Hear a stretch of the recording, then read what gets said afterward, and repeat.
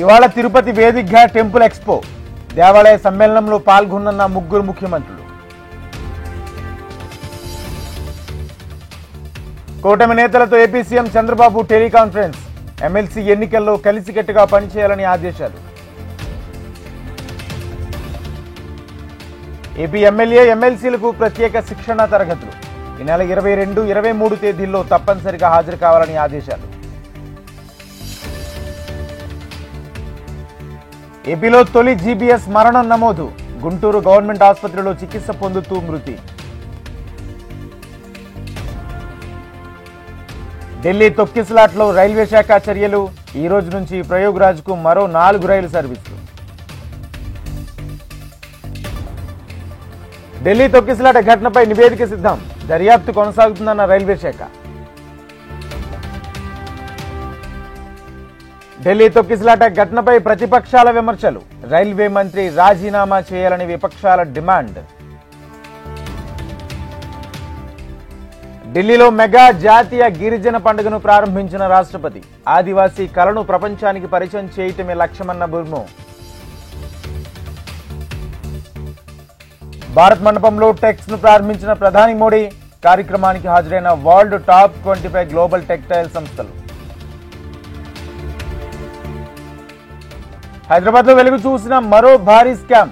Falcon invoice discounting పేరుతో భారీ మోసం. కర్మయోగి పుస్తకాన్ని ఆవిష్కరించిన తెలంగాణ సీఎం. నిబద్ధత కలిగిన అధికారులకు గుర్తింపు ఉంటుందన్న రేవంత్ రెడ్డి. నాగర్ కర్నూలు జిల్లా కోడేరులో మంత్రి జూపల్లి కృష్ణారావు పర్యటన. 50 లక్షలతో తరగతి గదుల నిర్మాణానికి పనుల ప్రారంభం. ప్రజల్లో విశ్వాసం కోల్పోయిన బీఆర్ఎస్ కాంగ్రెస్. ఎమ్మెల్సీ ఎన్నికల ప్రచారంలో కేంద్ర మంత్రి కిషన్ రెడ్డి ఫైర్. అనంతపురం ఎమ్మెల్యే దగ్గుపాటి వెంకటేశ్వరరావు ఆధ్వర్యంలో చేరికలు. తెలుగుదేశం పార్టీ కండువాలు కప్పుకున్న 500 ముస్లిం కుటుంబాలు. తెలంగాణలోని ఎమ్మెల్సీ ఎన్నికల్లో కాంగ్రెస్ అభ్యర్థి నరేందర్ దే విజయం. నిరుద్యోగులు పట్టభద్రులు కాంగ్రెస్ వైపే ఉన్నారన్న మంత్రి సీతక్క విశ్వాసం. రాజమండ్రిలో జనసేన ఆత్మీయ సమావేశం. పవన్ కళ్యాణ్ ఆదేశాలతో కూటమి అభ్యర్థి పేరాబత్తుల విజయానికి సంకల్పం. భద్రాచలం చేరుకున్న దివ్య రథోత్సవ పాదయాత్ర. గోంచాలలో శ్రీరామ మందిర మహాకుంభాభిషేకం. ఈ సందర్భంగా రథయాత్ర.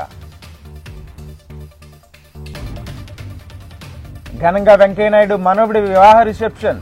నెల్లూరు స్వర్ణ భారతిలో వధువరులను ఆశీర్వదించిన ప్రముఖులు.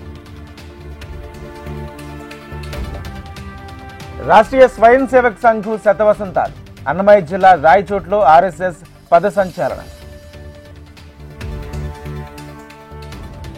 శ్రీకాళహస్తి శివరాత్రి బ్రహ్మోత్సవాలపై హోంమంత్రి అనిత సమీక్ష.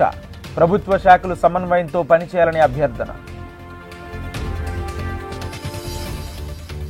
పశ్చిమ బెంగాల్లో ఆర్ఎస్ఎస్ చీఫ్ కీలక వ్యాఖ్యలు. హిందూ సమాజమే బాధ్యతాయుతమైందన్న మోహన్ భగవత్. పాలనలో దూకుడు పెంచిన అమెరికా అధ్యక్షుడు డొనాల్డ్ ట్రంప్. రాజ్యాంగానికి విరుద్ధంగా నిర్ణయాలు తీసుకుంటున్నారని విమర్శలు.